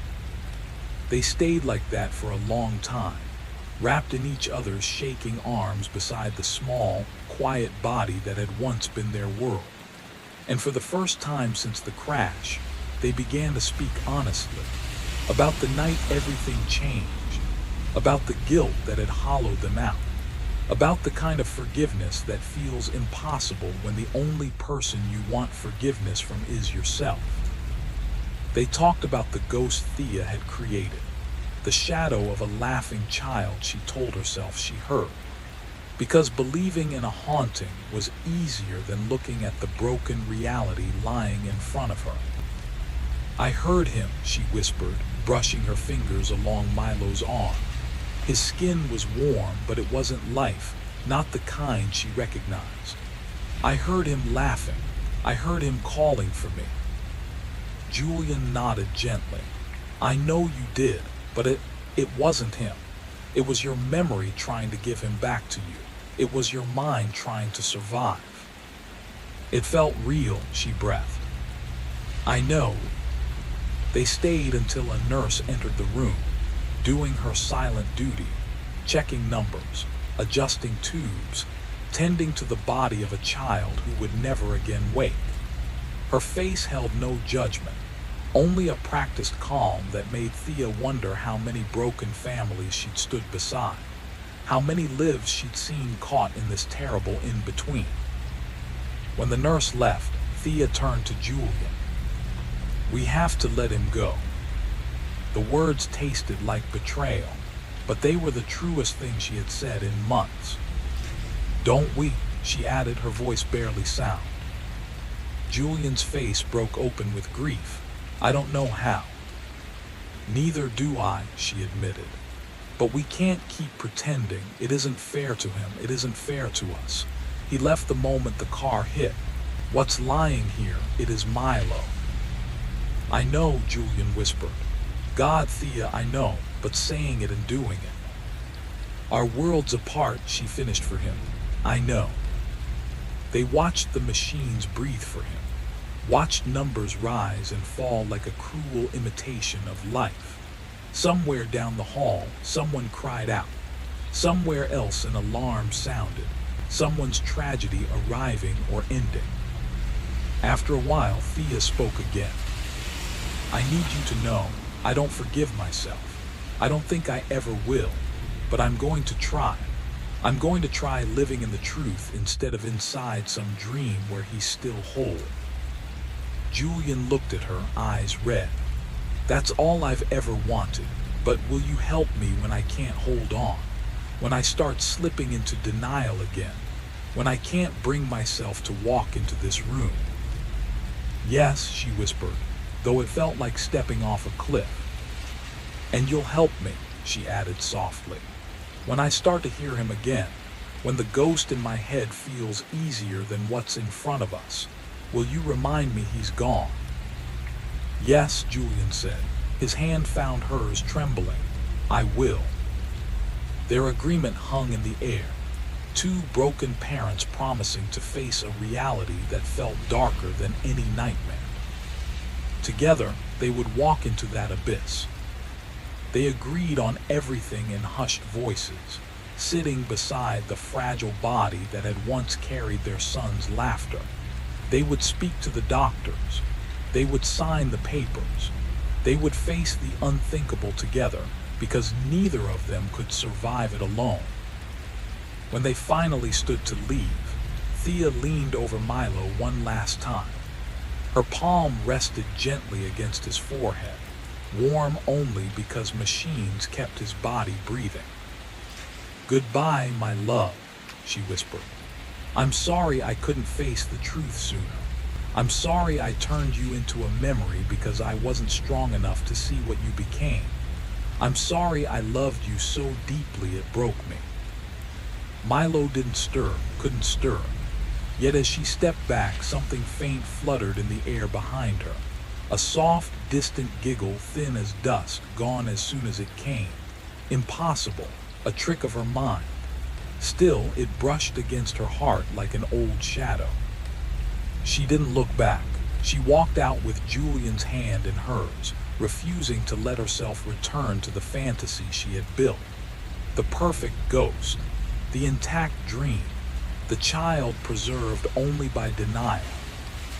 Reality was uglier.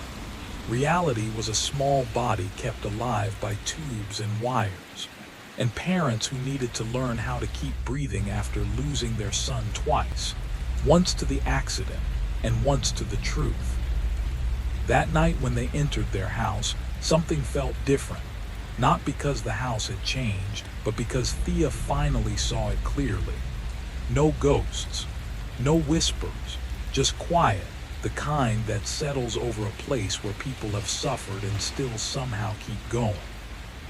She walked into Milo's room. For the first time, she could think of it as his room without her chest caving in. A child had lived here, played in the corner, slept under those blankets, been loved and happy until one rain-slicked road took that future away. The room was still empty, still quiet, the walls unchanged, the carpet still bearing the marks of furniture she had shoved aside in a daze months earlier, but nothing moved. No toys shifted, no phantom footsteps, no voice called her name. The haunting was gone, because there had never been one. Julian stood in the doorway. "Are you okay?" "No," she answered truthfully. "I don't think I ever will be, but I'm here. I'm awake to what's real. That matters." "It does," he said softly. They stood in the room together, surrounded not by spirits, but by the remnants of their grief, the memories they had twisted, the illusions they had clung to, the madness they had almost surrendered to because it was easier than facing what was left. "Dr. Reeves wants to see me," Thea murmured. "Tomorrow, and I think I need to go." "I'll go with you," Julian said. "I want that," she replied, and for the first time she meant it. That night she took the medication she had been avoiding for weeks, and sleep finally took her gently. She dreamed of Milo, not broken, not silent, not suspended by machines, but whole, laughing, running, alive in sunlight. It was a mercy, a gift, something she hadn't let herself feel in so long. When she woke, the dream slipped away, but the feeling stayed. She carried that warmth with her through the days ahead, through the meetings with doctors, through the signatures that shook her hands, through the final moment when the machines were shut down and her son's body was allowed to rest. She carried it even through the second funeral, the one that counted, standing beside Julian in the soft daylight while people whispered condolences, unaware of the labyrinth she had wandered through just to stand upright. The funeral was small. Most friends had sent flowers months ago when she first told them Milo had died. He hadn't not then, but he had now. And how do you explain that? How do you tell people that grief splintered you so completely you started believing in ghosts because reality was unbearable? You don't. You just stand there, hand in your husband, and let the truth finally settle. Your son is gone, really gone, and somehow, impossibly, your heart still beats. Because love doesn't stop, even when the world does. Have you ever wondered what it's like to rebuild a life that's been completely shattered? To face a reality so brutal that your mind invents another world just to survive. That's where Thea found herself. The funeral was over. The last mourners had left. Flowers were packed away, the small white casket buried in the ground, and Julian drove them home in silence. The house waited for them, patient, empty, heavy with absence. I'm going to pack some of his things, Thea said quietly, standing in the doorway, looking at the boxes stacked in the garage. Julian's eyes were red-rimmed, exhausted. Do what you need to do, he said. Upstairs in Milo's room, Thea opened the closet and pulled out the boxes she'd packed in those blank, disoriented hours. She touched the clothes that still smelled faintly of him, the toys smoothed by tiny hands, the books dog-eared at favorite pages. She set aside a few treasures: his baby blanket, soft and threadbare, a stuffed elephant he'd slept with for years, a crayon drawing of their family beneath a yellow sun. The rest went into boxes for children who still laughed, still ran, still existed fully. As she worked, she braced herself for grief to crash over her, for the illusions to sneak back in, for Milo's voice to echo from the corners. But there was only quiet, just the ordinary, crushing sadness of a mother sorting the life of her dead child. And slowly, painfully, she realized this was healing, not erasing the pain, but learning to carry it. Julian appeared in the doorway, carrying the weight of months she could barely imagine. "I made tea," he said. Thea looked at him, older, worn, hollowed by grief and by carrying so much alone. "I'm sorry," she whispered, words that felt tiny and insufficient. "I'm so sorry, Julian, for everything, for making you carry it all." He crossed the room and sat beside her on the floor. "You were there," he said quietly, "just not in the way either of us expected. The mind does what it must to survive. I understand that now. Do you forgive me?" Julian was silent. Then finally, "There's nothing to forgive. We both did what we had to do. You retreated into a fantasy, I retreated into routine. We were both broken, just in different ways." They stayed like that, clinging to each other in Milo's room, holding on the way someone drowning might clutch debris, because letting go entirely wasn't an option. "What now?" Thea asked. "I don't know," Julian admitted. "We try to live. We go to therapy. We take the medication. We remember who we are outside of grief. And if we can't, we try anyway, together."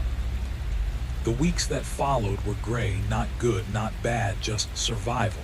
Therapy became a lifeline. Dr. Reeves helped Thea see what she'd done to protect herself, the way her mind had rewritten reality to survive. The ghost of Milo had been perfect, untouchable, but not real. The grief, real. The trauma, real.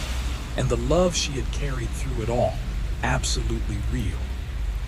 At home, Thea found Julian in the kitchen, cooking with quiet precision.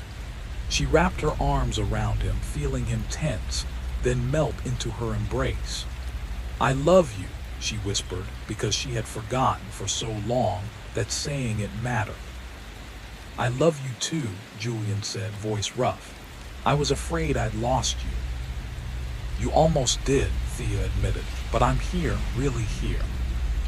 They ate together at the kitchen table, surrounded by the echoes of a life that had been.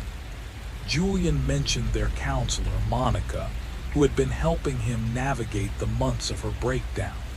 "She's proud of us," he said. "Have we come far?" Thea asked. "We're here," Julian said simply. "Talking, eating dinner. 3 months ago, you didn't believe Milo was gone, dead." The words hung heavy in the air. Milo was dead, their son. The boy who had once filled their home with laughter was gone. Slowly, Julian began to cry, shuddering, deep sobs that shook him to his core. Thea moved to him and held him. This time, they mourned together, united in the same loss rather than separated by it. Afterwards, they cleaned up, turned on the television, and sat together on the couch. She curled up against him, letting the ordinary quiet wrap around them. For a few hours, they simply existed, two broken people learning what it meant to be whole again. And upstairs, Milo's room remained empty. No ghosts, no illusions, just space. A place where a child had lived, had laughed, had been loved. The room held memory, not magic, a testament to what had been and what they had to carry forward.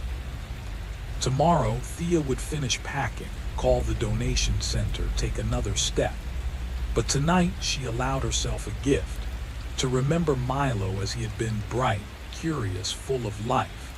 She held the memory close like sunlight in her hands, fragile but warm. Because even when the world takes everything, some things, the love, the laughter, the memory remain. And for Thea, Julian, and the echoes of Milo, that was enough to keep moving forward. Thea learned something that night as she drifted to sleep, a soft, distant laugh, a child calling out mama. Not real, not a haunting, just memory reaching across the years. She didn't chase it, she let it fade. That sound was never Milo returning. It was her grief speaking in the only language it knew. 6 months later, she stood in Milo's old room. The walls were a calm gray now, the carpet new. Life had begun to reclaim the space. Julian entered, carrying a cardboard box. "Where do you want this?" he asked. "Against that wall," she said, pointing. They were turning the room into a home office, a practical transformation, a step toward living again. And yet it felt strange, almost wrong, to erase the room that had held so much. Then she noticed it, a small red toy car tucked in the corner. Milo's favorite. Her heart clenched. She held it, bracing for a wave of grief. It came, but soft this time, a sadness that felt like memory, not devastation. "I found this," she said, holding it out to Julian. He studied it. "Do you want to keep it?" She turned it over in her hand, imagining Milo pushing it across the floor, lost in his little world. "No," she said. "We should let it go." Together they walked to the garbage bin. She whispered goodbye silently, dropped the car, and returned inside. The house no longer haunted them. It carried its history, its sorrow, but no ghosts lingered in its walls. That night, sitting together in their living room, Julian said, "Monica thinks we're doing well. Do you think we are?" Thea considered it. "We're surviving," she said. "Not perfectly, not heroically, but we're here." Julian nodded. Barely surviving is still surviving. She looked at him, seeing the lines around his eyes, the grays in his hair, the weariness in his bones. He had carried them both through the storm. "I'm going to do better," she whispered. "I'll stay present. I'll be here." Julian smiled faintly. "Okay is enough," he said. And they aimed for okay. Therapy, medication, good days, bad days, and ordinary days. They learned to live with grief, not to erase it, not to forgive themselves entirely, but to carry it without being crushed. They distinguished reality from the what-ifs, the endless loops of what if I'd done something differently. They couldn't change the past. All they could do was move forward. Slowly, painfully, they began to speak of the future in small ways. Maybe a vacation next year, Julian's promotion, the possibility of a dog. Life continued, even without Milo. A year later, Thea returned to Mercy Grove, not as a mother grieving in the hallways, but to establish a scholarship in Milo's name for families of children in long-term care. Helen, the administrator, accepted the donation with quiet gratitude. "You were here last year, room 147, Helen said gently. "I remember how hard it must be to love someone so much and have nowhere to put that love." "I broke under it," Thea admitted, "completely. But you're here now, Helen said. You survived, barely, yes, but enough. Driving home, Thea thought about survival, about waking each morning and moving forward, even when the world had taken everything. The small moments became lifelines. The sunlight on the ocean, the warmth of coffee, the hand of someone who loved you. The hole Milo left would never fully heal, but it could hurt less. At home, Julian was at his desk in the newly transformed office. She watched him for a moment, a flicker of gratitude, love, recognition passing through her. "Hey," she said softly. He looked up and smiled genuinely, a small, real smile. "Hey, how was it?" "Good," she said, "actually grateful." The ghost she had once created, the perfect, untouchable child, was gone. She wouldn't return to that delusion. Reality, messy and painful, was where she stayed, with Julian and the permanent absence of Milo carved into her heart. "I love you," she said. "I love you too," he replied. And that was enough. Two people learning to exist again, learning to love through grief, learning that survival itself is a kind of victory, small, painful, unglamorous, and real. The dreams came less often now. When they did, they were gentle memories of Milo, running through sunlit rooms, laughter echoing in spaces that no longer existed except in her mind. She woke with tears sometimes, but also with peace, or at least its faint echo. Years later, Thea dreamed again of the house from her past madness. The ghost child waited for her, bright-eyed and whole. "I have to go now, Mama," he said. "I know," she replied. "Are you going to be okay?" "I think so," he said. And then he smiled, the Milo she remembered before everything ended. "I love you, Mama." "I love you too, baby, always." And then he was gone, fading like dreams do. Thea woke to Julian's steady breathing beside her, a reminder she was not alone. She had survived. They had survived. The house was quiet now. No ghosts, no illusions. Just walls, light, and two people slowly, painfully, building a life together again. She whispered one last goodbye to the empty room where Milo had been. "Thank you for every laugh, every question, every moment. I'm sorry I couldn't save you, but I'm here now. I'm going to be okay. That's what you would want. That's what you deserve." The dead belong to the past. The living must find a way forward, carry the memories without being carried away.